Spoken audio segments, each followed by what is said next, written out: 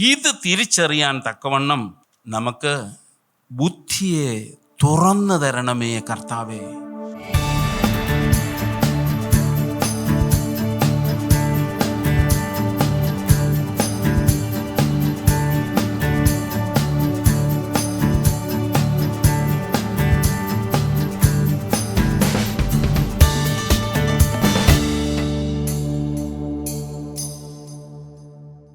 കഴിഞ്ഞ ആഴ്ച നമ്മൾ ഒരുമിച്ച് കൂടിയപ്പോൾ തുടങ്ങി എൻ്റെ ഉള്ളിൽ കർത്താവ് തന്ന ചില വചനങ്ങൾ ഷെയർ ചെയ്യാനായിട്ട് ഞാൻ ആഗ്രഹിക്കുന്നു. ലൂക്കോസിൻ്റെ സുവിശേഷം 2-ാമത്തെ അധ്യായത്തിൻ്റെ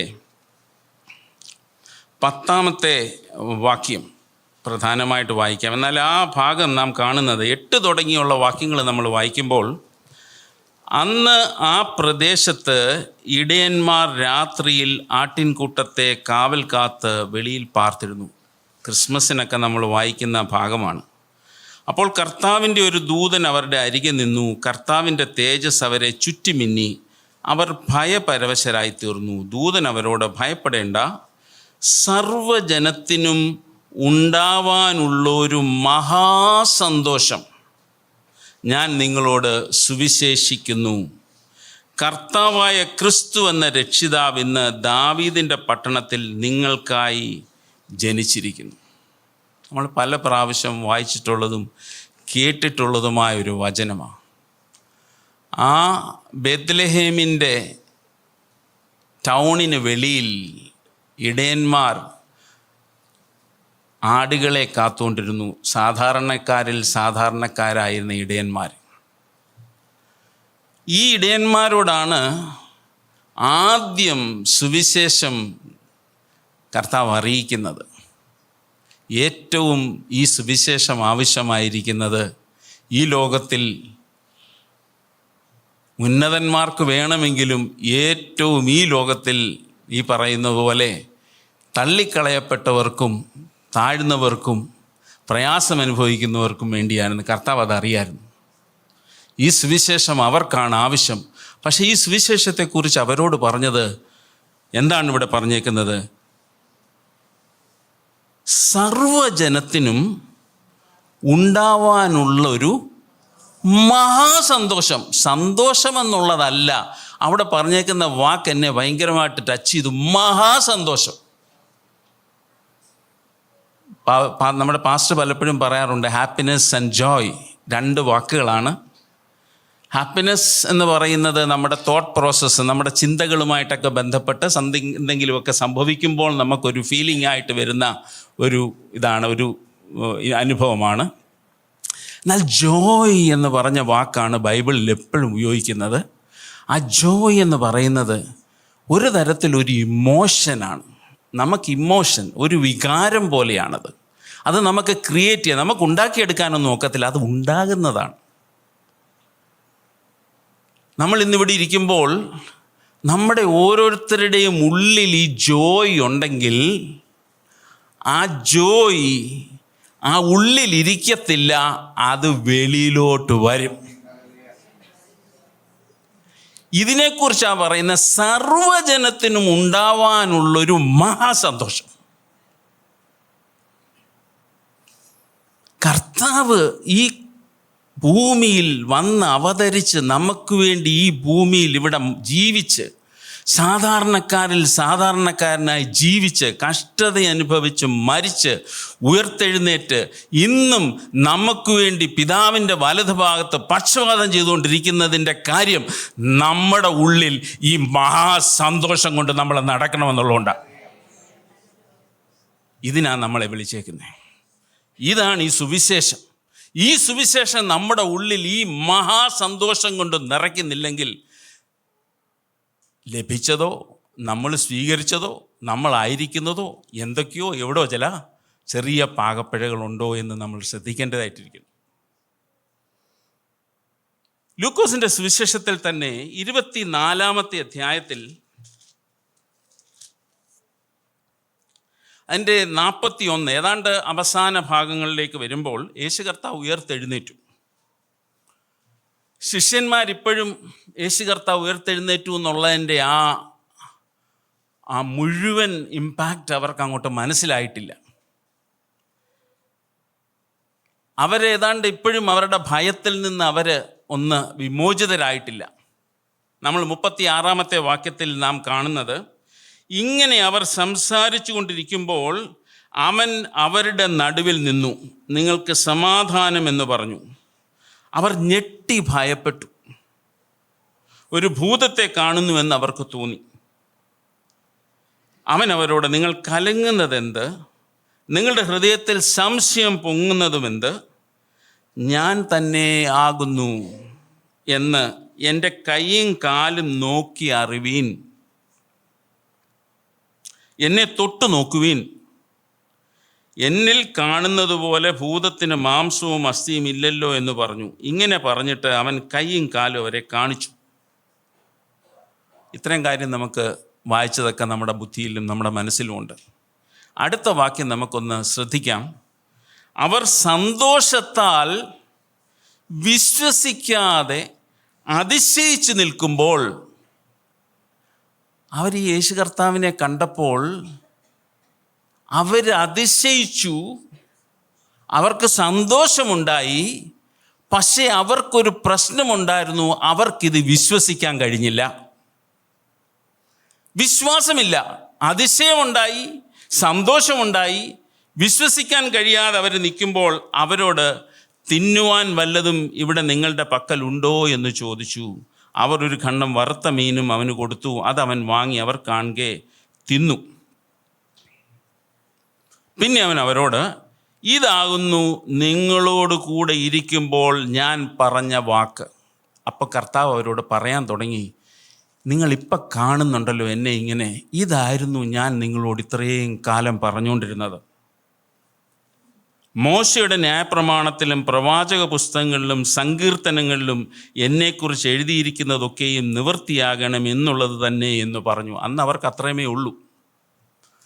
യേശു കർത്താവിൻ്റെ ശേഷമാണല്ലോ നമ്മളിപ്പോൾ ഈ കാണുന്ന പുസ്തകം, പുതിയ നിയമമെന്ന് നാം വിളിക്കുന്ന ഭാഗങ്ങൾ നമുക്ക് കിട്ടിയത്. എന്നിട്ട് കർത്താവ് ഒരു കാര്യം ചെയ്തു. തിരുവെഴുത്തുകളെ തിരിച്ചറിയേണ്ടതിന് അവരുടെ ബുദ്ധിയെ തുറന്നു. അതുവരെ അവരുടെ കയ്യിലുള്ള പുസ്തകത്തിലുള്ള വാക്യങ്ങൾ തന്നെയാണ് കർത്താവ് കാണിച്ചു കൊടുക്കുന്നത്, പ്രവചനങ്ങൾ തന്നെയാണ് കാണിച്ചു കൊടുക്കുന്നത്. അവരുടെ മുമ്പിൽ 3.5 വർഷം അവർ കണ്ടതും കേട്ടതും അനുഭവിച്ചതും എല്ലാമാണ് ഈ ഭാഗങ്ങൾ. പക്ഷെ അവർക്ക് വിശ്വസിക്കാനായിട്ട് കഴിഞ്ഞിട്ടില്ല. അതിശയമുണ്ടായി, ദുഃഖമുണ്ടായി, സന്തോഷമുണ്ടായി, ഭയമുണ്ടായി. പക്ഷെ അവർക്കിതെല്ലാം വിശ്വസിക്കാനായിട്ട് കഴിഞ്ഞില്ല. വിശ്വസിക്കാനായിട്ട് കഴിഞ്ഞു എപ്പോൾ? കർത്താവ് അവരുടെ ബുദ്ധിയെ തുറന്നു. തിരുവെഴുത്തുകളെ തിരിച്ചറിയേണ്ടതിന് അവരുടെ ബുദ്ധിയെ തുറന്നു. നമുക്കും ഇത് ആവശ്യം. നമ്മൾ കർത്താവിനോട് നിലവിളിക്കേണ്ടതായിട്ട് ആവശ്യമുണ്ട്. കർത്താവേ, ഈ തിരുവെഴുത്ത് ഇത് തിരിച്ചറിയാൻ തക്കവണ്ണം എൻ്റെ ബുദ്ധിയെ തുറക്കണമേ. ഇത് നമ്മുടെ ഇവിടുത്തെ ഈ ബ്രെയിൻ എന്ന് പറയുന്ന സംഭവമല്ല, എൻ്റെ ഹൃദയത്തെ കർത്താവെ തുറന്നു തരണമേ. കർത്താവ് പഠിപ്പിച്ചു, ഒരാൾ വിത്ത് വിതയ്ക്കാനായിട്ട് പോയി. വിത്ത് വിതറിയത് പലയിടങ്ങളിൽ വീണു, ചിലത് വഴിയരികെ വീണു. കാക്ക അപ്പോൾ തന്നെ ആ വിത്ത് കൊത്തിക്കൊണ്ടുപോയി. നമുക്കും പലപ്പോഴും അങ്ങനെ കേട്ടത് ഇവിടുന്ന് ഉണ്ട് കഴിയുന്ന വരെ പോലും, ചിലപ്പം ഊണിൻ്റെ സമയം വരെ പോലും ചിലപ്പം നമ്മുടെ ഹൃദയത്തിൽ കാണത്തില്ല. എന്താ പറഞ്ഞ ആ വാക്യം ഏതായിരുന്നു? ഏതാണ്ടൊന്ന് കേട്ടല്ലോ. നമ്മുടേതല്ലാത്ത സ്ഥലത്ത് വീഴുന്ന വിത്തൊക്കെ കാക്ക അപ്പം കൊണ്ടുപോകും എന്ന് പറഞ്ഞാൽ, ഈ വചനം എനിക്കുള്ളതാണ് എന്ന് പറഞ്ഞ് എൻ്റെ ഹൃദയം സ്വീകരിക്കാത്തിടത്തോളം അത് നമ്മുടെ ഹൃദയത്തെ നീക്കത്തില്ല. പിന്നെ പാറപ്പുറത്ത് വീണു, മുള്ളിനിടെ വീണു. പക്ഷെ നല്ല നിലത്ത് വീണു. അത് പറയുന്നത് ഒരുക്കപ്പെട്ട നിലത്തിൽ വീണു. അത് 30, 60, 100 മേനി ഫലം കായ്ച്ചു. നമ്മളെക്കുറിച്ച് ആഗ്രഹിക്കുന്നത് ഇതാണ്. എന്നാ നമ്മുടെ സാറ് നമ്മളോട് പറഞ്ഞത്, നമ്മുടെ ജീവിതത്തിൽ ഈ വചനം നമ്മൾ കേൾക്കുക മാത്രം ചെയ്യുകയല്ല, ഈ വചനം നമ്മുടെ ജീവിതത്തിൻ്റെ ഒരു ഭാഗമായിട്ട് തന്നെ തീരണം. നമ്മൾ കർത്താവിനെ എന്തുവാ വിളിക്കുന്നത്? അവനെ വിളിക്കുന്നത് ജീവൻ്റെ വചനം, വേർഡ് ഓഫ് ലൈഫ്. യേശു കർത്താവിൻ്റെ കാര്യം പറയുന്നത്. Is word of life. വചനം ജഡമായി തീർന്നു. അപ്പം ഈ യേശു കർത്താവെന്ന് പറയുന്ന നമ്മൾ യേശു കർത്താവിനെ നമ്മളിപ്പോൾ കണ്ടിട്ടില്ല. നമുക്ക് ഈ ചരിത്രമേ ഉള്ളൂ. ഈ വചനം, യേശു കർത്താവ് ഈ വചനത്തിന് വേണ്ടിയാണ് താൻ നിൽക്കുന്നത്. അതാണ് ഹീസ് വേർഡ് ഓഫ് ലൈഫ്. ഇത് തിരിച്ചറിയാൻ തക്കവണ്ണം നമുക്ക് ബുദ്ധിയെ തുറന്നു തരണമേ കർത്താവേ. പലപ്പോഴും ഈ ലോകത്തിൽ നമ്മൾ കാണുന്ന കർത്താവ് പഠിപ്പിച്ച കാര്യം എന്തുവാ? മുള്ളുപോലെ പല ജീവിതത്തിൻ്റെ പ്രശ്നങ്ങൾ നമ്മളെ ഞെരുക്കിക്കൊണ്ടിരിക്കുക. നമ്മുടെ ഹൃദയത്തിൽ മുഴുവൻ ആ ഭാരങ്ങളും പ്രയാസങ്ങളുമായിരിക്കുമ്പോൾ ഈ വചനം അങ്ങോട്ട് ചെല്ലുമ്പോൾ ഇതങ്ങോട്ട് അവിടെ നിന്ന് ഫലം കായ്ക്കാൻ ഒക്കത്തില്ല, വളരാൻ പോലും ഒക്കത്തില്ല. പാറപ്പുറം പോലെ പലതുകൊണ്ടങ്ങ് ഹൃദയം അങ്ങ് കഠിനപ്പെട്ടിരിക്കുന്നിടത്ത് വേര് പിടിക്കത്തില്ല. കർത്താവ് പറഞ്ഞു, അധ്വാനിക്കുന്നവരും ഭാരം ചുമക്കുന്നവരുമേ നിങ്ങൾ എൻ്റെ അടുക്കൽ വരുവീൻ, ഞാൻ നിങ്ങളെ ആശ്വസിപ്പിക്കാം. നമ്മളോട് പറഞ്ഞു, ഈ ഭാരമെല്ലാം നീ ചുമക്കണ്ട, എൻ്റെ ചുമട് ലഘുവാണ്, എൻ്റെ നുകം മൃദുവാണ്, എൻ്റെ നുകമേറ്റ് എന്നോട് പഠിക്കണം. നുകമേക്കുക എന്ന് പറഞ്ഞാൽ നമ്മളൊന്ന് കീഴ്പ്പെട്ട് കൊടുക്കണം. നമ്മൾ ആഗ്രഹിക്കണം. തൻ്റെ സ്വരൂപത്തിൽ നമ്മളെ സൃഷ്ടിച്ചിരിക്കുന്നതുകൊണ്ട് നമുക്ക് വലിയ സ്വാതന്ത്ര്യമാണ് കർത്താവ് തന്നേക്കുന്നത്. നമ്മൾ പറയാതെയും അനുവാദം കൊടുക്കാതെയും നമ്മുടെ ജീവിതത്തിൽ കർത്താവ് ഒന്നും ചെയ്യത്തില്ല. ഇത്രയും മതി എന്ന് പറഞ്ഞാൽ എത്രയും മതി.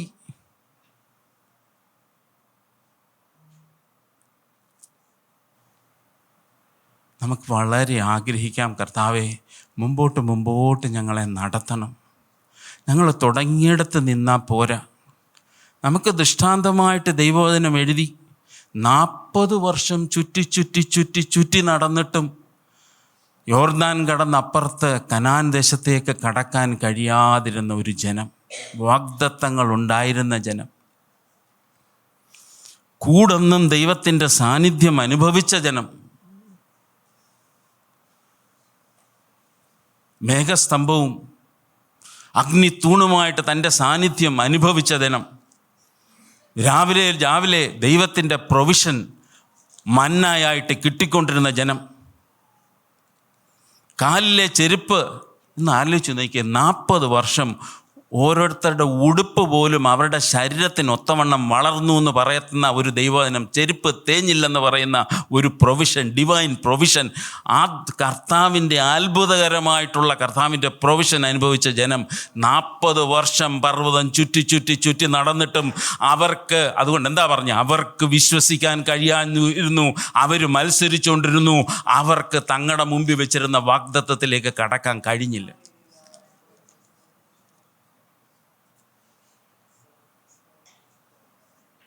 നമ്മക്കെന്തുവാ വാഗ്ദത്തം വെച്ചേക്കുന്നേ? ഞാൻ അതിലേക്കാണ് നിങ്ങളുടെ ശ്രദ്ധ തിരിക്കാനായിട്ട് ആഗ്രഹിക്കുന്നത്. എന്നിട്ട് നമ്മളിവിടെ തിരിച്ചു വന്നാൽ, ഈ ഭാഗം നിർത്തുന്നതിന് മുമ്പ് തിരുവെഴുത്തുകളെ തിരിച്ചറിയേണ്ടതിന് അവരുടെ ബുദ്ധിയെ തുറന്നു. എന്നിട്ട് പറഞ്ഞു, ക്രിസ്തു കഷ്ടം അനുഭവിക്കുകയും 3-ാം നാൾ മരിച്ചവരിൽ നിന്ന് ഉയർത്തെഴുന്നേൽക്കുകയും അവൻ്റെ നാമത്തിൽ മാനസാന്തരവും പാപമോചനവും യെരൂശലേമിൽ തുടങ്ങി സകല ജാതികളിലും പ്രസംഗിക്കുകയും വേണം എന്നിങ്ങനെ എഴുതിയിരിക്കുന്നു. ഇതിന് നിങ്ങൾ സാക്ഷികളാകുന്നു. എൻ്റെ പിതാവ് വാഗ്ദത്തം ചെയ്തതിനെ ഞാൻ നിങ്ങളുടെ മേൽ അയക്കും. നിങ്ങളോ ഉയരത്തിൽ നിന്ന് ശക്തി ധരിക്കുവോളം നഗരത്തിൽ പാർപ്പിൻ എന്നവരോട് പറഞ്ഞു.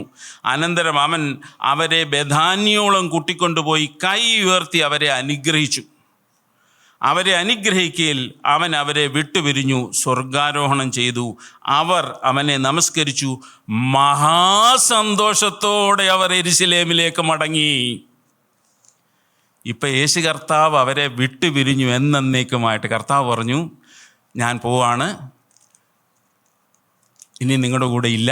ഈ കാര്യങ്ങളെല്ലാം പറഞ്ഞു. പക്ഷേ തിരുവെഴുത്തുകളെ തിരിച്ചറിയേണ്ടതിന് അവരുടെ ബുദ്ധിയെ തുറന്ന് ദൈവത്തിൻ്റെ വചനം അവർക്ക് മനസ്സിലാക്കി കൊടുത്തു കഴിഞ്ഞിട്ട്, ഇതാണ് മാനസാന്തരം, പാപമോചനം, ഇതിനെല്ലാം നിങ്ങൾ സാക്ഷികളാണെന്ന് പറഞ്ഞ് ദൈവത്തിൻ്റെ വചനം അവരുടെ ഉള്ളിലേക്ക് കൊടുത്തു കഴിഞ്ഞപ്പോൾ ഇവിടെ പറയുന്നു അവർ മഹാസന്തോഷത്തോടെ മടങ്ങി വന്നു.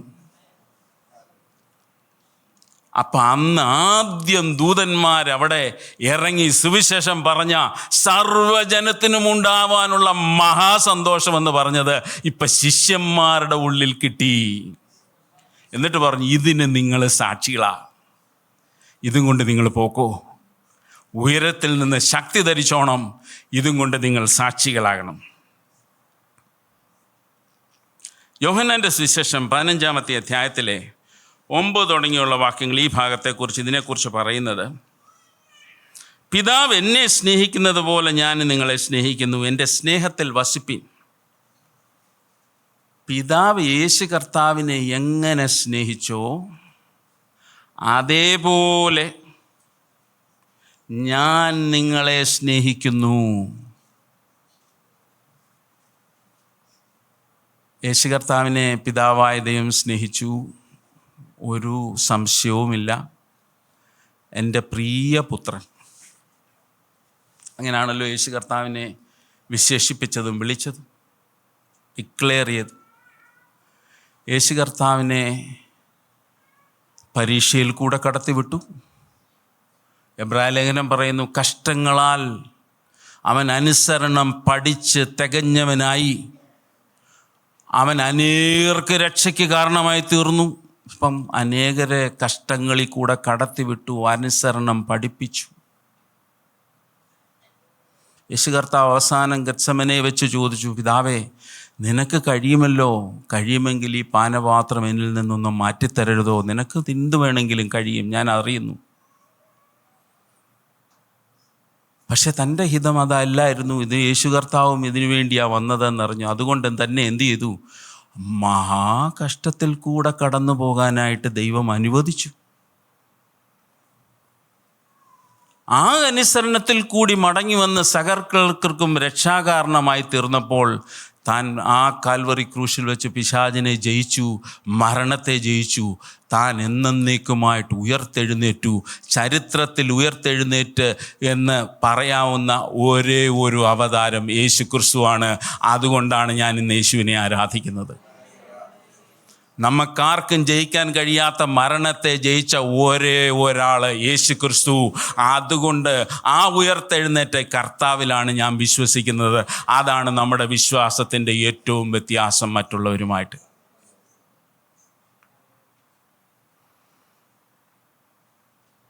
ഞാൻ 10-ാം വാക്യം, ഞാൻ എൻ്റെ പിതാവിൻ്റെ കൽപ്പനകൾ പ്രമാണിച്ച് അവൻ്റെ സ്നേഹത്തിൽ വസിക്കുന്നത് പോലെ നിങ്ങൾ എൻ്റെ കൽപ്പനകൾ പ്രമാണിച്ചാൽ എൻ്റെ സ്നേഹത്തിൽ വസിക്കും. എൻ്റെ സന്തോഷം നിങ്ങളിലിരിപ്പാനും നിങ്ങളുടെ സന്തോഷം പൂർണ്ണമാകുവാനും ഞാൻ ഇത് നിങ്ങളോട് സംസാരിച്ചിരിക്കുന്നു. കർത്താവ് പറഞ്ഞത്, നമ്മൾ ഈ ഞെക്കിപ്പഴുപ്പിച്ചെന്ന് മലയാളത്തിൽ പറയും, ഇങ്ങനൊന്നും നമ്മൾ സന്തോഷം ഉണ്ടാക്കാൻ നോക്കാനല്ല. നമ്മുടെ ഉള്ളിൽ കർത്താവ് പറയുന്നത്, എൻ്റെ സന്തോഷം നിനക്ക് തരാമെന്നാണ്. ഈ സന്തോഷം നമ്മൾ റിസീവ് ചെയ്ത് നമ്മളെ കാണുമ്പോൾ തന്നെ ആൾക്കാർക്ക് നമ്മളിലുള്ള വ്യത്യാസം അറിയണമെങ്കിൽ നമ്മുടെ ഉള്ളിൽ ഈ ഒരു സന്തോഷവും ഉറപ്പും ധൈര്യവും ഒക്കെ ഉണ്ടായേ തീരത്തുള്ളൂ. നമ്മളൊരു എന്നാ പറയുന്നേ, കല്യാണി പോയി നല്ലൊരു സാരി കിട്ടിയാൽ പിറ്റേ ദിവസം ഓഫീസിൽ പോകുമ്പോൾ എല്ലാവരും അറിയുമല്ലോ.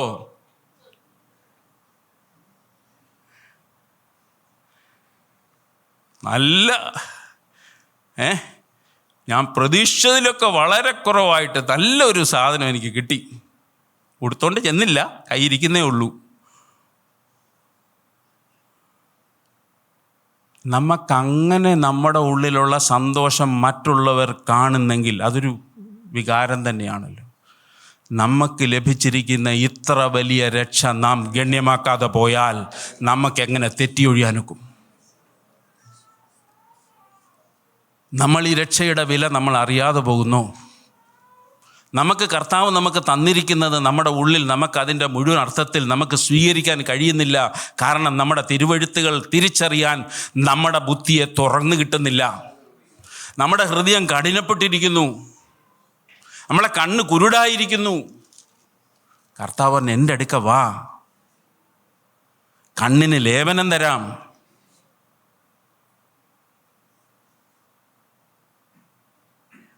അപ്പം ഈ കർത്താവിൻ്റെ അടുക്കിലേക്ക് നമുക്ക് ഈ വർഷം നമ്മുടെ മുമ്പിലുള്ളത് ഈ സന്തോഷം നമുക്ക് തുടങ്ങണം. അതും കൊണ്ട് ഈ വർഷം അവസാനിക്കുന്നവരെ നമ്മുടെ ജീവിതത്തിൽ ഈ മഹാസന്തോഷം കൊണ്ട് നമുക്ക് ജീവിക്കണം. നമ്മുടെ സാഹചര്യങ്ങളൊന്നും നമ്മളെ ഇത് നമ്മുടെ സന്തോഷം കെടുത്തി കളയത്തില്ല. യോഹന്നാൻ്റെ സുവിശേഷം 16-ാം അധ്യായത്തിൻ്റെ 22-ാമത്തെ വാക്യത്തിൽ കർത്താവ് തൻ്റെ മരണത്തെക്കുറിച്ചൊക്കെ ശിഷ്യന്മാരോട് പറഞ്ഞുകൊണ്ടിരുന്ന ആ ഭാഗമാണ്. ഞാൻ അതിലേക്ക് പോകുന്നില്ല, സമയം മുമ്പോട്ട് പോകുന്നതുകൊണ്ട്. 22-ാമത്തെ വാക്യത്തിൽ ഇങ്ങനെ പറയുന്നത്, അങ്ങനെ നിങ്ങൾക്കും ഇപ്പോൾ ദുഃഖമുണ്ട്. കർത്താവ് ശിഷ്യന്മാരോട് പറയുക, ഞാനിപ്പം മരിക്കും, ഞാൻ ഇവിടുന്ന് ഞാൻ പോകും, നിങ്ങളുടെ കൂടെ കാണത്തില്ല എന്നൊക്കെ പറയുന്ന സമയത്ത്, അങ്ങനെ നിങ്ങൾക്കും ഇപ്പോൾ ദുഃഖമുണ്ടെങ്കിലും ഞാൻ പിന്നെയും നിങ്ങളെ കാണും, നിങ്ങളുടെ ഹൃദയം സന്തോഷിക്കും, നിങ്ങളുടെ സന്തോഷം ആരും നിങ്ങളിൽ നിന്ന് എടുത്തു കളയുകയില്ല. ഇത് ആർക്കും എടുത്തു കളയാൻ കഴിയത്തില്ല.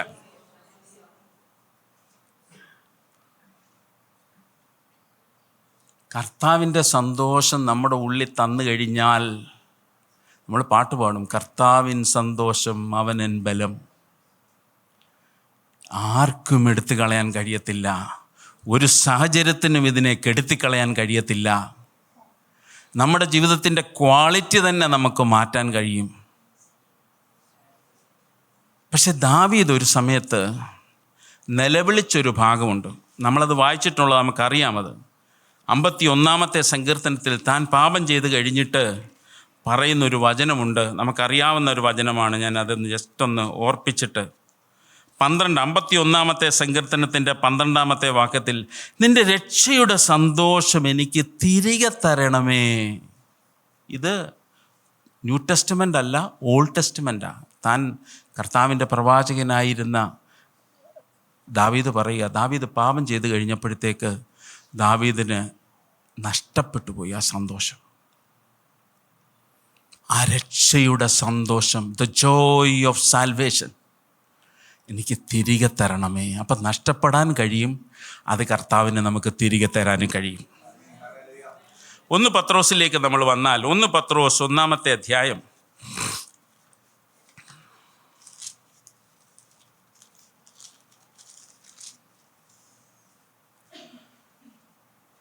3-ാമത്തെ വാക്യം തുടങ്ങി ചില വാക്യങ്ങൾ ഞാൻ വായിക്കാൻ പോകും. അതിൽ ഓരോ പോയിന്റ് ഞാൻ എടുത്ത് പറയാൻ ആഗ്രഹിക്കുന്നു. 1 പത്രോസ് 1-ാമത്തെ അധ്യായം 3 തുടങ്ങി, നമ്മുടെ കർത്താവായ യേശുക്രിസ്തുവിൻ്റെ പിതാവായ ദൈവത്തിന് സ്തോത്രം. അവൻ മരിച്ചവരുടെ ഇടയിൽ നിന്നുള്ള യേശുക്രിസ്തുവിൻ്റെ പുനരുത്ഥാനത്താൽ.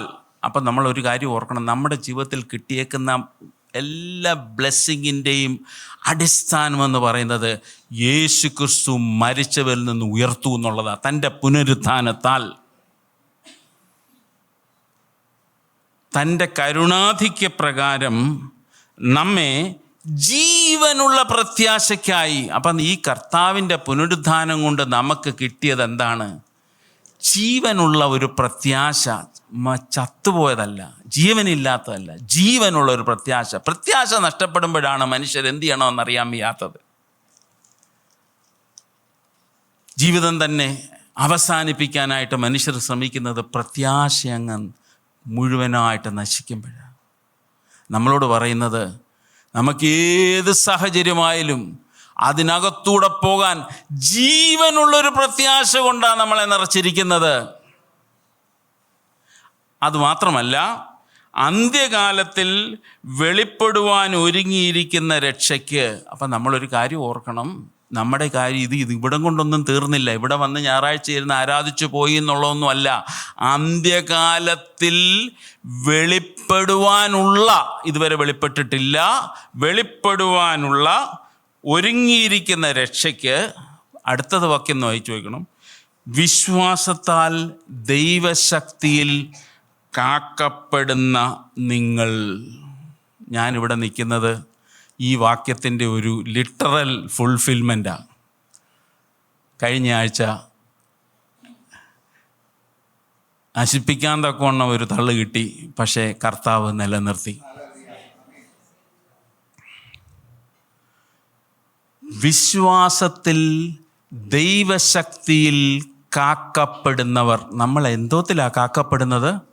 ദൈവത്തിൻ്റെ ശക്തിയാൽ കാക്കപ്പെടുന്നവരാണ്. പക്ഷെ ഈ ദൈവം കാക്കുന്ന ഈ ശക്തി നമ്മുടെ ജീവിതത്തിലേക്ക് റിലീസ് ചെയ്യാനൊരു താക്കോലുണ്ട്, അത് വിശ്വാസമാണ്. ഇത് രണ്ടും കൂടാണ്. നമ്മുടെ ശക്തിയിലല്ല, വേറെ ആരുടെയും ശക്തിയില്ല, വേറെ ഒന്നിൻ്റെയും ശക്തിയിലല്ല. നാം കാക്കപ്പെടുന്നത് ദൈവത്തിൻ്റെ ശക്തിയിലാണ്. പക്ഷേ അത് നമ്മുടെ ജീവിതത്തിലേക്ക് റിലീസ് ചെയ്യുന്നത് നമ്മുടെ വിശ്വാസമാണ്. നമ്മൾ വിശ്വസിക്കണം, എന്നെ സൂക്ഷിക്കാനായിട്ട് എൻ്റെ കർത്താവ് ഉണ്ട്. അവനൊരു നല്ല പ്രവൃത്തി എന്നിൽ ആരംഭിച്ചു, അതവൻ തികയ്ക്കും. ഞാനിതൊന്നും കാണുന്നില്ലെങ്കിലും അവൻ എൻ്റെ കൂടെ ഉണ്ട്.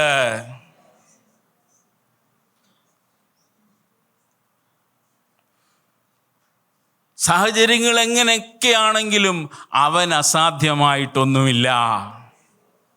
അവൻ തുറന്നാൽ അത് ആർക്കും അടയ്ക്കാൻ കഴിയത്തില്ല.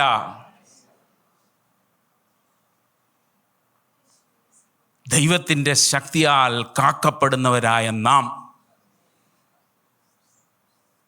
നിങ്ങൾക്ക് വേണ്ടി സ്വർഗത്തിൽ സൂക്ഷിച്ചിരിക്കുന്നതും നമുക്ക് വേണ്ടതെല്ലാം ഇവിടെ. നമ്മുടെ പ്രശ്നം അതാ. നമുക്ക് വേണ്ടി സൂക്ഷിച്ചിരിക്കുന്നത് സ്വർഗത്തിൽ. ക്ഷയം, മാലിന്യം, വാട്ടം എന്നിവ ഇല്ലാത്തതുമായ അവകാശത്തിനായി തന്നെ വീണ്ടും ജനിപ്പിച്ചിരിക്കുന്നു. നമ്മൾ ഈ ഭൂമി ജീവിച്ച് നമുക്കിപ്പം we are at home in this place. പക്ഷെ ഈ പുസ്തകം, ഈ ലെറ്റർ എഴുതിയത് പരദേശികളായി ചെതറിപ്പാക്കുന്നവർക്ക് വേണ്ടിയാണ്. രണ്ടാമത്തെ വാക്യത്തിൽ എഴുതിയിട്ടുണ്ട്, ചിതറിപ്പാർക്കുന്ന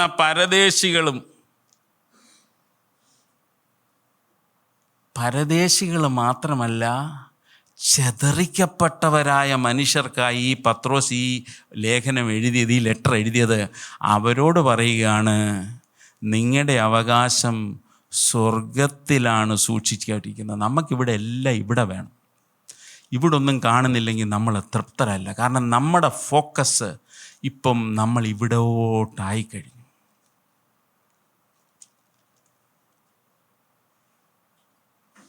കർത്താവ് പറഞ്ഞു, മുമ്പേ നിങ്ങൾ എന്തോ ചെയ്യണം? രാജ്യവും നീതിയും അന്വേഷിക്കണം. അതോടുകൂടി ഇവിടുത്തെ കാര്യങ്ങളൊക്കെ അങ്ങ് നടന്നോളും. പക്ഷെ നമ്മളിപ്പോൾ തിരിച്ചാ, മുമ്പേ ഇവിടുത്തെ കാര്യങ്ങളാണ് നമ്മൾ ഇവിടുത്തെ കാര്യങ്ങൾ സെറ്റപ്പ് ചെയ്യാനാണ് നമ്മൾ ഏറ്റവും കൂടുതൽ സമയം ചെലവഴിക്കുന്നത്. നമ്മളിവിടെ പരദേശികളാ. ബൈബിള് നമ്മുടെ ജീവിതത്തെ വിളിക്കുന്നത് ഒരു നിഴലെന്ന്.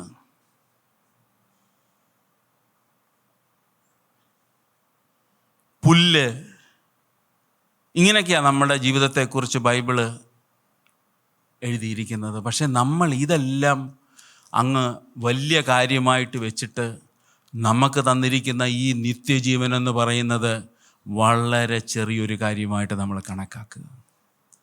ഇന്ന് നമ്മുടെ ഫോക്കസ് ഒന്ന് മാറ്റണം. കാരണം നമ്മൾ ഈ കർത്താവിൻ്റെ പുനരുത്ഥാനത്താൽ നമുക്ക് ലഭിച്ചിരിക്കുന്നതെന്ന് പറയുന്നത് ക്ഷയം, മാലിന്യം, വാട്ടം. It cannot be undefiled, it cannot be defiled, it cannot be destroyed, cannot be corrupted. കുറഞ്ഞു പോകത്തില്ല. മണി വാല്യൂ കുറഞ്ഞത് പോകുന്നതുകൊണ്ട് അതിൻ്റെ ഇൻവെസ്റ്റ്മെൻറ്റിൻ്റെ വാല്യൂ കുറയുന്നത് പോലെ ഇത് കുറയത്തില്ല. അത് നമ്മുടെ ഫോക്കസ് നമുക്കിന്ന് അല്പം കൂടെ ഒന്ന് മാറ്റണം. അതാണ് ഈ വർഷം ദൈവം നമ്മളെക്കുറിച്ച് ആഗ്രഹിക്കുന്നത്. യഥാർത്ഥമായിട്ട് നമ്മൾ ഇന്ന് കർത്താവിൻ്റെ മുഖത്തേക്ക് നമ്മുടെ കണ്ണൊന്ന് ഉയർത്തണം. നമ്മുടെ ഈ ചുറ്റും മാത്രം നമ്മൾ ഇങ്ങനെ അങ്ങ് ഫോക്കസ് ചെയ്യുന്നത് മാറ്റിയിട്ട് ഉയരത്തിലേക്ക് എൻ്റെ കണ്ണുകളൊന്ന് ഉയർത്തണം. ഞാൻ എൻ്റെ കണ്ണുകൾ പർവ്വതങ്ങളിലേക്ക് ഉയർത്തുന്നു. എൻ്റെ സഹായം എവിടെ നിന്ന് വരും? എൻ്റെ സഹായം ആകാശവും ഭൂമിയും ഉണ്ടാക്കിയ യഹോവയെങ്കിൽ നിന്ന് വരുന്നു. അപ്പം കണ്ണുയർത്തി വെച്ചാൽ മതി, കാര്യങ്ങളൊക്കെ കർത്താവ് ചെയ്തു തരാനായിട്ട് ശക്തനാണ്. ദൈവവചനം പറയുന്നത് നിൻ്റെ അധ്വാനത്തോട്, സമ്പത്തിൻ്റെ കാര്യം പറയുമ്പോൾ പറയുന്നത് നിൻ്റെ അധ്വാനം കൊണ്ട് അതിനോടൊന്നും നീ കൂട്ടത്തില്ല.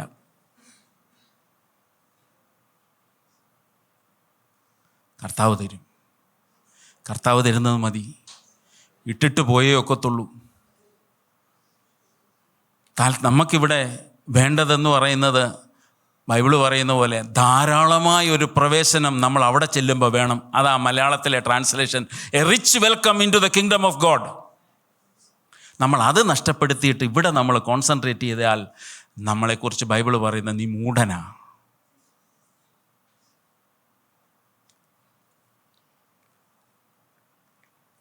പക്ഷെ ഇവിടെ ഇത്രയും കാര്യങ്ങൾ നമ്മളോട് പറഞ്ഞു. എന്തൊക്കെ പറഞ്ഞു? ജീവനുള്ളൊരു പ്രത്യാശ തന്നു. അടുത്തതെന്താണ്? അതിനു മുമ്പേ അതെ എന്തൊക്കെ പറഞ്ഞു? അന്ത്യകാലത്തിൽ വെളിപ്പെടാനുള്ള വലിയൊരു രക്ഷയ്ക്ക് വേണ്ടി നമ്മളെ സൂക്ഷിച്ചിരിക്കുകയാണ്. വലിയൊരു രക്ഷ, സാൽവേഷൻ വെളിപ്പെടാൻ പോവാ. നമ്മളോട് പറയുന്നത് ഇപ്പം നിങ്ങൾ ദൈവമക്കളാ, നിങ്ങൾ എന്തായിത്തീരുമെന്ന് ഇപ്പം ഇതുവരെയും വെളിപ്പെടുത്തിയിട്ടില്ല. നമുക്ക് ഈ ഇറ്റേണിറ്റി എന്ന് പറയുന്നതും ഇറ്റേണൽ ലൈഫ് എന്ന് പറയുന്നതൊന്നും നമ്മുടെ ഇപ്പോഴത്തെ ബുദ്ധി കൊണ്ടോ ചിന്ത കൊണ്ടോ ഒന്നും നമുക്ക് ഗണിച്ചെടുക്കാനോ അല്ലെങ്കിൽ ചിന്തിക്കാനോ കാൽക്കുലേറ്റ് ചെയ്യാനോ ഒക്കുന്നതിനെക്കാട്ടിലൊക്കെ വലുതാണ്. നമ്മൾ ആരെ കാണാനാ പോകുന്നേ?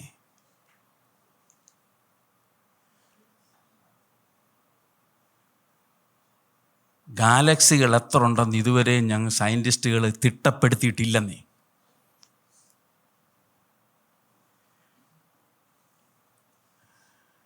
നമ്മളായിരിക്കുന്ന ഗാലക്സിയിൽ എത്ര സ്റ്റാർ ഉണ്ട്, എത്ര പ്ലാനറ്റ് ഉണ്ടെന്ന് ആർക്കറിയാം? ഇതിനെയെല്ലാം സൃഷ്ടിച്ച ഒരു ദൈവമെന്നൊക്കെ നമുക്കിപ്പം പറയാം. പക്ഷെ നമ്മുടെ ബുദ്ധിക്ക് പോലും നമുക്ക് ഉൾക്കൊള്ളാൻ കഴിയാത്ത ഒരു ദൈവത്തെ കാണാനാണ് നമ്മൾ പോകുന്നത്. അതിനുവേണ്ടിയാണ് നമ്മൾ ഒരുങ്ങുന്നത്.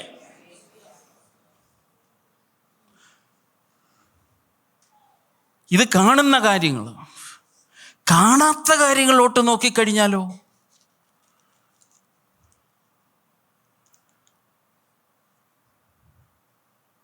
കഴിഞ്ഞ ദിവസം ഞാനൊന്ന് പറഞ്ഞു, ഞാൻ കുഞ്ഞായിട്ട് എൻ്റെ അമ്മയുടെ വയറ്റിൽ ഉരുവായിക്കൊണ്ടിരുന്നപ്പം എൻ്റെ ിലുള്ള ജീൻ പറഞ്ഞു ഈ മൂക്ക് വളർന്ന് വരുമ്പോൾ ഇത്രയുമായപ്പം നിന്നോണമെന്ന്.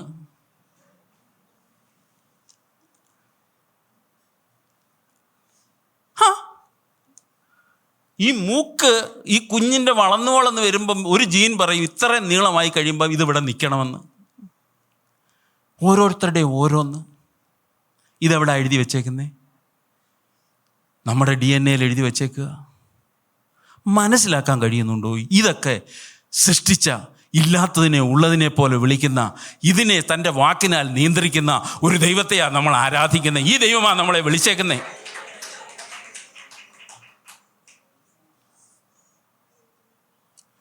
ആ വിളി വെച്ച് നോക്കിയാൽ നമ്മൾ എങ്ങനെയാ ഇപ്പം ജീവിക്കുന്നേ? ഇത്ര വലിയൊരു രക്ഷ, സ്വർഗീയമായ ഇതുപോലുള്ളൊരു വിളി.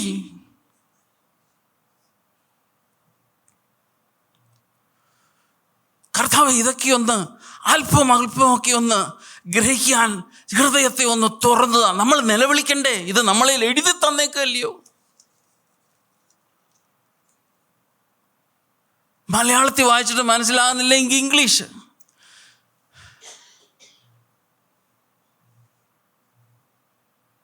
ഇവിടെ ഞാനൊരിടത്ത് ഒരാൾ കോട്ട് ചെയ്തേക്കുന്നുണ്ട്, മെസ്സേജ് ബൈബിൾ. ഒരു പാരഗ്രാഫിൻ്റെ മെസ്സേജ് മാത്രമായിട്ട് അതിനകത്ത് എഴുതിയേക്കുന്നെന്ന്. അല്ലെങ്കിൽ എത്രയും ഡൈല്യൂട്ടായാലും ആ മെസ്സേജെങ്കിലും ഗ്രഹിക്കാൻ ഒക്കുന്നുണ്ട്. ഇത്രയുമൊക്കെ സൗകര്യം ഈ 1950 കഴിഞ്ഞ് ജനിച്ച് ഇപ്പം ജീവിക്കുന്ന നമുക്കിത്രയധികം തന്നേക്കുക. നമ്മൾക്കൂടെ ദൈവവചനം പറയുന്നു, അധികം തന്നവനോട് അധികം ചോദിക്കും. മുമ്പെങ്ങും ഇല്ലായിരുന്നു ഇതൊന്നും. ഉണ്ടായിരുന്നോ? ഇല്ല. അന്ത്യകാലത്തിൽ ജീവിക്കാൻ നമുക്ക് ഒരു തരത്തിൽ ഭാഗ്യം ലഭിച്ച ഒരു തലമുറയാണ് നമ്മൾ ഇന്നിവിടെ ഇരിക്കുന്നത്. നമുക്കറിയത്തില്ലെങ്കിൽ പോലും ഈ ലോകത്തിലുള്ള സകലരും മരണം വഴിയായിട്ട് ലോകത്തിൽ നിന്ന് മാറ്റപ്പെട്ടെങ്കിൽ ഈ അന്ത്യകാലത്ത് ജീവിക്കുന്ന തലമുറയുടെ വലിയൊരു പ്രിവിലേജ് എന്ന് പറഞ്ഞാൽ കർത്താവിനെ കാത്തിരിക്കുന്നവരാണെങ്കിൽ മരണം കാണാതെ ഇവിടുന്ന് നീക്കപ്പെടുമെന്നുള്ളൊരു വലിയ പ്രത്യാശയാണ് നമ്മുടെ മുമ്പിലുള്ളത്. ഈ സത്യമൊക്കെ നമ്മുടെ മുമ്പിൽ വരച്ചു കാട്ടിയിരിക്കെ നമ്മുടെ ജീവിതത്തിൻ്റെ റെസ്പോൺസ് എന്തുവാ ഇതിനോട്? നമ്മൾ എത്ര ഡള്ളായിരിക്കുന്നു.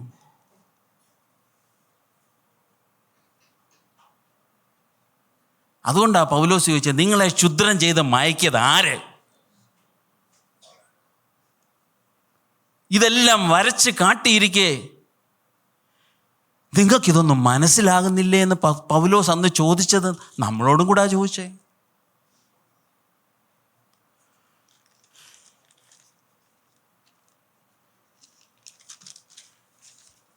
നമ്മൾ മുമ്പോട്ട് വായിച്ചാൽ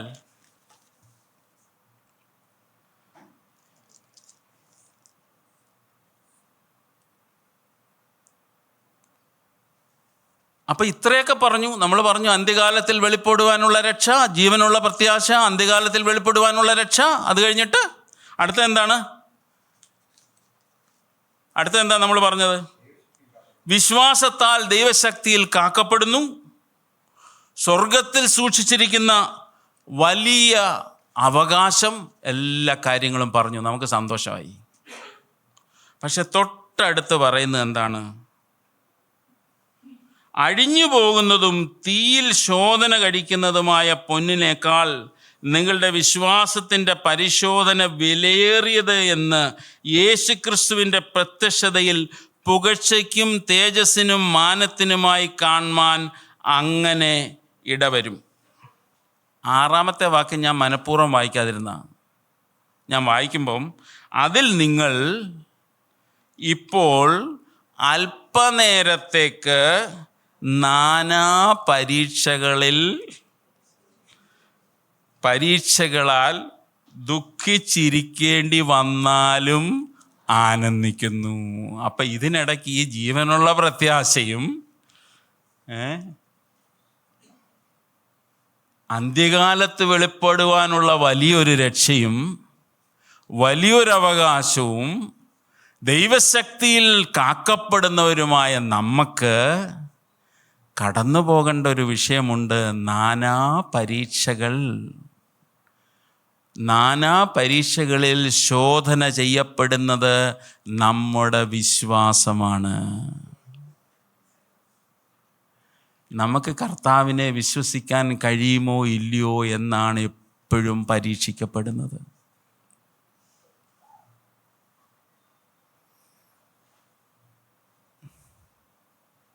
അപ്പം ഇവിടെ ഈ പരീക്ഷകൾ വരുമ്പം നമുക്കത്ര സന്തോഷമൊന്നുമില്ല. പക്ഷേ പറയുന്നത് ഈ പരീക്ഷകളിലൂടെ കടക്കുമ്പോൾ യേശു കർത്താവിൻ്റെ പ്രത്യക്ഷതയിൽ വിശ്വാസം കാത്തു സൂക്ഷിച്ചവർക്ക് അത് മാനത്തിനും തേജസ്സിനും ആ പുകഴ്ചയ്ക്കുമായി അത് തീരും. അതുകൊണ്ട് നിങ്ങൾ ആനന്ദിക്കണം. കർത്താവ് ഇത്രയും പ്രൊവിഷൻസ് തന്നിട്ട് നമുക്ക് ചില പരീക്ഷകൾ നമ്മുടെ ജീവിതത്തിലുണ്ട്. നമ്മളത് മറന്നു കളയരുത്. പക്ഷേ ഈ പരീക്ഷകളിലൂടെ നമ്മുടെ കൂടെ നമ്മുടെ കർത്താവുണ്ട്. കർത്താവ് പറഞ്ഞാൽ ഒരു നാളും നിന്നെ ഏകനായിട്ട് അനാഥനായിട്ട് വിടത്തില്ല, കൈവിടത്തില്ല. ഞാൻ നിൻ്റെ കൂടെയുണ്ട്. എന്നും ഞാൻ നിൻ്റെ കൂടെ ഉണ്ട്. എപ്പോഴും ഞാൻ നിൻ്റെ കൂടെ ഉണ്ട്. അപ്പം ഏത് പരീക്ഷയിൽ കൂടെ നമ്മൾ കടന്നു പോകുമ്പോഴും, ദുഃഖം വരുമ്പോഴും, ദുഃഖിപ്പിക്കുമ്പോഴും, ഒരു കാര്യം നമ്മൾ മറന്നുപോകല്ലേ, നമ്മുടെ കൂടെ കർത്താവുണ്ട്. നമുക്ക് ഈ പരീക്ഷ തന്നേക്കുന്നത് വലിയ അവാർഡ് തരാൻ വേണ്ടിയാണ്. അവാർഡിനുള്ള സാഹചര്യമാണ് നമ്മുടെ മുമ്പിൽ വന്നേക്കുന്നത്. അത് നമ്മൾ സ്വീകരിക്കുന്നു എന്നുള്ളതിനെ അനുസരിച്ചിരിക്കും നമ്മുടെ മുമ്പോട്ടുള്ള കാര്യങ്ങൾ.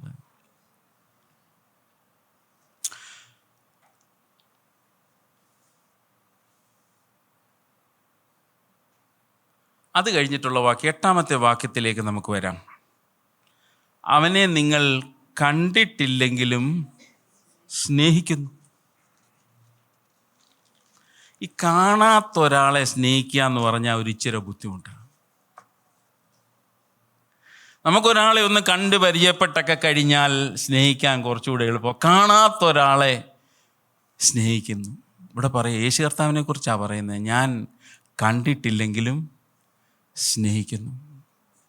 യഥാർത്ഥമായിട്ട് നമുക്ക് യേശു, അവൻ നമ്മളെ സ്നേഹിച്ച് തന്നെ ഏൽപ്പിച്ചു കൊടുത്ത് നമ്മളെക്ക് വേണ്ടി മരിച്ചു എന്നൊക്കെ നമ്മൾ പറയുമ്പോഴും നമ്മുടെ ഉള്ളിൽ ഈ യേശുവിനോട് ഹൃദയത്തിൻ്റെ ഉള്ളിൽ നമുക്ക് സ്നേഹമെന്നുള്ളൊരു എമോഷൻ വരുന്നുണ്ടോ? ഞാൻ സ്ട്രഗിൾ ചെയ്യുന്നൊരു ഏരിയയാണ്. സ്നേഹിക്കണമെന്നൊക്കെ അറിയാം,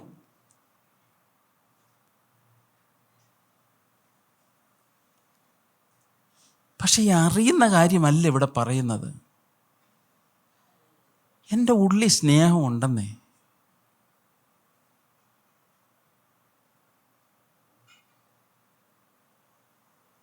എൻ്റെ ഉള്ളിൽ എങ്ങനെ എനിക്ക് ആ സ്നേഹം കിട്ടത്തുള്ളൂ? ഞാൻ കർത്താവുമായിട്ട് ഇടപെടാൻ തുടങ്ങേണ്ടിയിരിക്കുന്നു, കർത്താവുമായിട്ട് ബന്ധപ്പെടാൻ തുടങ്ങേണ്ടിയിരിക്കുന്നു. കർത്താവിനെ, അതുകൊണ്ടാണ് പറയുന്നത്, അവനെ അറിയുന്ന പോലെ അറിയാൻ നമ്മൾ തുടങ്ങേണ്ടിയിരിക്കുന്നു. ഇത് ദൂരെയെങ്ങാണ്ടിരിക്കുന്ന ഒരു കർത്താവ്, 2000 വർഷം മുമ്പ് ജനിച്ച് മരിച്ച് ഇപ്പോൾ സ്വർഗത്തിലിരിക്കുന്ന കർത്താവ്, കണ്ടിട്ടില്ലെങ്കിലും ഞാൻ സ്നേഹിക്കുന്നു.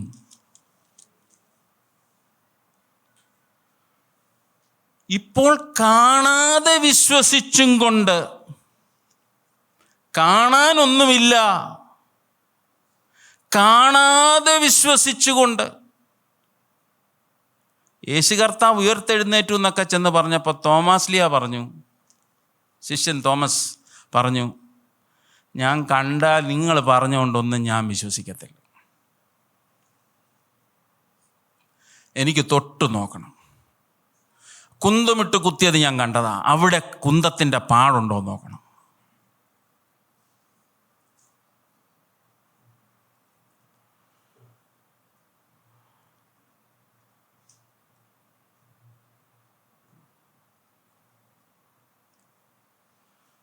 അതിലേക്ക് ഞാൻ വരാം. ആ വാക്യം ഞാൻ എടുത്ത് വായിക്കാം. എങ്കിൽ അതിന് തൊട്ട് മുമ്പ് നമ്മളിവിടെ ചിന്തിച്ചുകൊണ്ടിരുന്നത് അതങ്ങ് തീർക്കാൻ ഞാൻ ആഗ്രഹിക്കാം.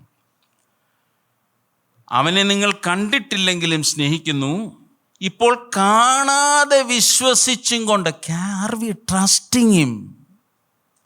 നമ്മൾ അവൻ്റെ കരമൊന്നും കാണുന്നില്ലെങ്കിലും, സാന്നിധ്യമൊന്നും അറിയുന്നില്ലെങ്കിലും, ആർ വി ട്രസ്റ്റിംഗ് ഹിം? നമുക്ക് അവനിൽ വിശ്വസിക്കാനും ആശ്രയിക്കാനും കഴിയുന്നുണ്ടോ? അങ്ങനെ കാണാതെ വിശ്വസിച്ചും കൊണ്ട് നിങ്ങളുടെ വിശ്വാസത്തിൻ്റെ അന്തമായ ആത്മരക്ഷ പ്രാപിക്കുകയും പറഞ്ഞു തീരാത്തതും മഹിമയുള്ളതുമായ സന്തോഷത്തോടെ ആനന്ദിക്കുകയും ചെയ്യുന്നു. നമ്മൾ മുമ്പേ പറഞ്ഞ സർവജനത്തിനുമുള്ള മഹാസന്തോഷമെന്ന് പറഞ്ഞ കാര്യം ഇവിടെ തിരിച്ചിങ്ങി വന്നേക്കുക. പറയുക, നീ കാണാതെ കാണാതെ സ്നേഹിക്കുന്നു, കണ്ടിട്ടില്ലെങ്കിലും സ്നേഹിക്കുന്നു, കാണാതെ വിശ്വസിച്ചുകൊണ്ട് നിങ്ങളുടെ വിശ്വാസത്തിൻ്റെ അന്തമായ, യഥാർത്ഥത്തിൽ കണ്ടിട്ടില്ലാത്ത ഈ കർത്താവിനെ സ്നേഹിക്കുകയും കാണാതെ നമുക്ക് വിശ്വസിക്കുകയും ചെയ്യുമ്പോഴാണ് യഥാർത്ഥത്തിൽ നമ്മുടെ ഉള്ളിൽ ആ രക്ഷ ശരിക്കും വന്നിരിക്കുന്നത്. അവിടെയാണ് ആത്മരക്ഷ എന്ന് പറയുന്നത്. പറഞ്ഞു തീരാത്തതുമെന്നാണ് ഈ മലയാളം ട്രാൻസ്ലേഷനിൽ. പക്ഷേ ഞാൻ ന്യൂ കിങ് ജെയിംസ് വെർഷനിൽ അൺഡിസ്ക്രൈബിൾ, എനിക്ക് പറഞ്ഞു തരാനൊന്നും അറിയത്തില്ല, പക്ഷെ എൻ്റെ ഉള്ളിലൊരു ഭയങ്കര സന്തോഷമുണ്ട്. നമ്മൾ പറഞ്ഞതാ അത്. സാഹചര്യങ്ങൾ തരുന്നതല്ല. It is undescribable joy. ഇംഗ്ലീഷിലെ ആ ഭാഗം എഴുതിയേക്കുന്നത് rejoice with a joy undescribable. 2 പ്രാവശ്യം ആ വാക്ക് ഉപയോഗിച്ച് rejoice with a joy undescribable. മലയാളത്തിൽ വന്നപ്പോൾ അതിൻ്റെ അത്രയും ഭംഗി അങ്ങ് പോയി. പറഞ്ഞു തീരാത്തതെന്ന് പറഞ്ഞ് നിർത്തി. ഒരു സന്തോഷം എൻ്റെ ഉള്ളിൽ, ആ രക്ഷയുടെ ആ സന്തോഷം, ആത്മരക്ഷയുടെ ആ ഒരു സന്തോഷം എൻ്റെ ഉള്ളിൽ. ആ സന്തോഷത്തോടെ ആനന്ദിക്കുകയും ചെയ്യുന്നു. കർത്താവ് തോമാസിനോട് പറഞ്ഞു, കാണാതെ നീ കണ്ടിട്ട് വിശ്വസിച്ചു, പക്ഷേ കാണാതെ വിശ്വസിച്ചവരൊക്കെ ഭാഗ്യവാന്മാർ. They are blessed. എബ്രായ ലേഖനത്തിൽ വരുമ്പോൾ ഇതിൻ്റെ ഒരു വാക്യം, ഇതിനുമായിട്ട് ബന്ധപ്പെട്ടൊരു വാക്യം ഞാൻ കണ്ടു. എബ്രായ ലേഖനം 11-ാമത്തെ അധ്യായത്തിൻ്റെ 27-ാമത്തെ വാക്യത്തിൽ മോശയുടെ കാര്യം പറയുമ്പോൾ, വിശ്വാസത്താൽ അവൻ അദൃശ്യ ദൈവത്തെ കണ്ടതുപോലെ ഉറച്ചു നിൽക്കിയാൽ രാജാവിൻ്റെ കോപം ഭയപ്പെടാതെ മിസ്രയീം വിട്ടുപോന്നു. അദൃശ്യ ദൈവത്തെ കണ്ടതുപോലെ ഉറച്ചു നിൽക്കുക. എങ്ങനാ? വിശ്വാസത്താൽ.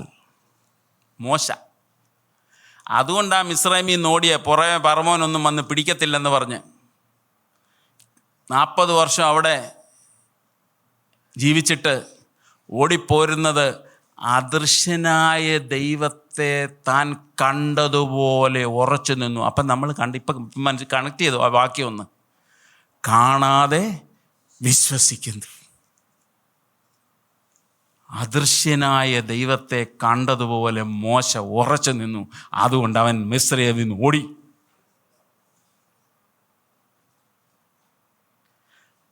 പ്രതിഫലം 25-ാമത്തെ വാക്യം 24.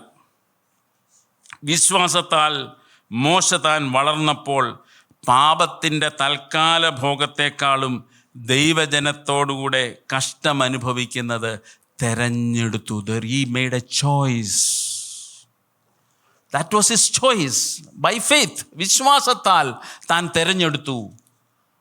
പാപത്തിൽ ജീവിക്കാനൊക്കത്തില്ല. ഫറവോയുടെ ലെവലിൽ എനിക്ക് ജീവിക്കാനൊക്കത്തില്ല. ആ സിസ്റ്റത്തിൽ എനിക്ക് ജീവിക്കാനൊക്കത്തില്ല. ഞാനത് വിട്ടിറങ്ങിയാൽ എൻ്റെ ജനത്തോടു കൂടി ഒരു പക്ഷേ എനിക്ക് കഷ്ടമായിരിക്കും ഈ ലോകത്തിൽ. പക്ഷേ എനിക്കതും മതി എന്ന് ഞാൻ തിരഞ്ഞെടുത്തു. മോശ തിരഞ്ഞെടുത്തു.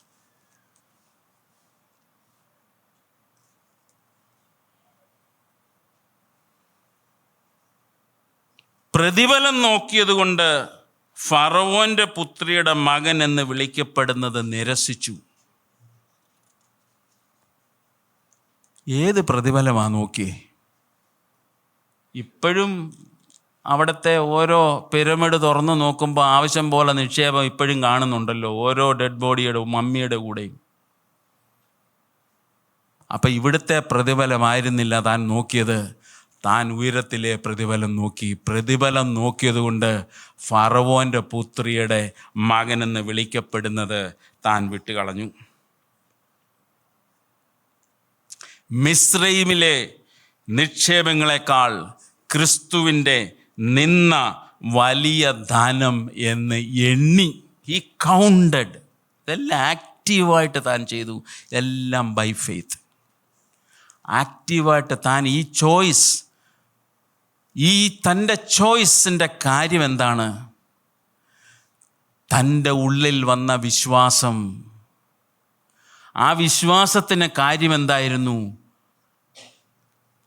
അദൃശ്യനായ ദൈവത്തെ താൻ വിശ്വാസത്താൽ കണ്ടു. കണ്ടിട്ടില്ലാത്ത ദൈവത്തെ വിശ്വസിച്ചു, ദൈവത്തെ സ്നേഹിച്ചു, കാണാതെ വിശ്വസിച്ചു.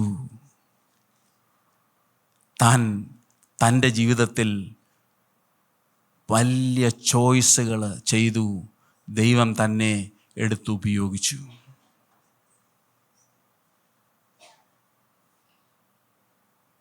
ഫറോവായിട്ട് ജീവിച്ചിരുന്നെങ്കിൽ ഒരു മമ്മിയായിട്ട് ഒരു പിരമിഡിനുള്ളിൽ ഒതുങ്ങിയുമായിരിക്കും ഇരുന്നൊരു മോശെ.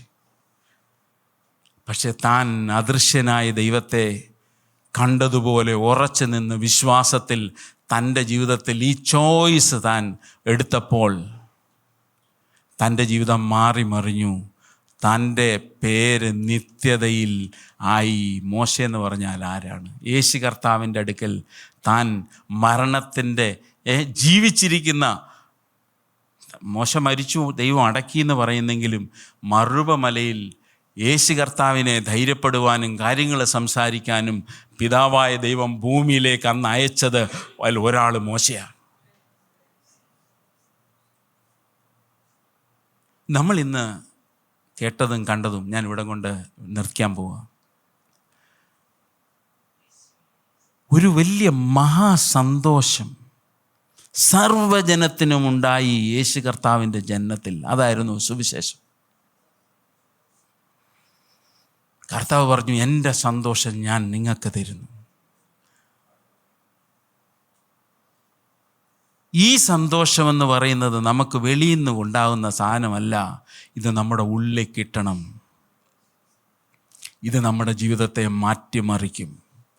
നമ്മുടെ ജീവിതത്തിൽ നമ്മളായിരിക്കുന്ന സാഹചര്യത്തിൽ അനേകർ ഇത് കണ്ടിട്ട് നിനക്കെന്താണ് എന്ന് പറഞ്ഞ് നമ്മുടെ അടുക്കിലേക്ക് വരും. നമ്മളെ കാണുമ്പോൾ ആൾക്കാരിപ്പം മാറിപ്പോകുന്നതിൻ്റെ കാര്യം എന്തോ, നമ്മളെന്തോ പറഞ്ഞാലും നമ്മുടെ മുഖത്ത് നോക്കിക്കഴിഞ്ഞാൽ ഇതൊന്നുമില്ല. We never walk our talk എന്നാണ് ഇംഗ്ലീഷിൽ പറയുന്നത്. നമ്മൾ പറയും, പക്ഷേ അത് നമ്മുടെ പ്രവൃത്തിയിലില്ല, നമ്മുടെ ജീവിതത്തിൽ അതില്ല. അതിനല്ല ദൈവം നമ്മളെ വിളിച്ചേക്കുന്നത്. വലിയൊരു വിളിയാണ് ദൈവം തന്നേ.